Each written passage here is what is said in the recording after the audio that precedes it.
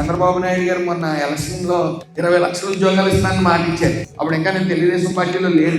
నేను నవ్వుకున్నాను, 20 లక్షల ఉద్యోగాలు అంటారు, ఎక్కడ సాధ్యం అవుతుంది ఇది. తర్వాత నేను తెలుగుదేశం పార్టీలోకి రావటం, ఆయన ఆశీస్సులతో నేను ఎమ్మెల్యే అవటం, మంత్రి అవటం, తర్వాత ఆయన చేస్తున్న కృషి, ఆయన మీద ఉన్న నమ్మకం, దేశం నలుమూలల నుంచి కూడా వచ్చి ఇక్కడికి పెట్టుబడులు పెడతా ఉన్నారు. 30 లక్షల కోట్లు పెట్టుబడులు దాటి వచ్చినాయి అంటే 14 లక్షల ఉద్యోగాలు భర్తీ చేయడానికి ఆల్రెడీ రెడీ అయింది. సో మనం ఎక్కడికి వెళ్ళవసరం. రానున్న 5 సంవత్సరాల్లో మన రాష్ట్రంలో మనకు ఉద్యోగాలు దొరుకుతాయి. మనమే ఇతర రాష్ట్రాలకు ఉద్యోగాలు ఇస్తాం. ఆ పరిస్థితుల్లో మనం ఉంటాం. ముఖ్యంగా మరొకటి చెప్తున్నా, మీరు ఉద్యోగం చేసి కన్నా మీరు 10 మంది ఉద్యోగాలు ఇచ్చే ఆలోచన కూడా ఆలోచించండి.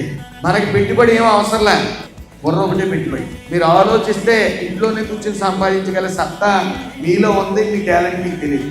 మా సైడ్ నుంచి మా ప్రోత్సాహం ఉంటుంది. బ్యాంక్ వాళ్ళు కూడా కూర్చోబెట్టి మీకు దాన్ని ముందు తీసుకెళ్లే ప్రయత్నం మా కృషి మాకు ఉంటుంది. మీ ఆలోచనలకు పదును పెట్టండి. మనకెందుకులే ఏం అవ్వమనుకుంటే అవో. Dare to dream, care to achieve అని మన ఆలోచనలు దమ్ముగా ఆలోచించాలి.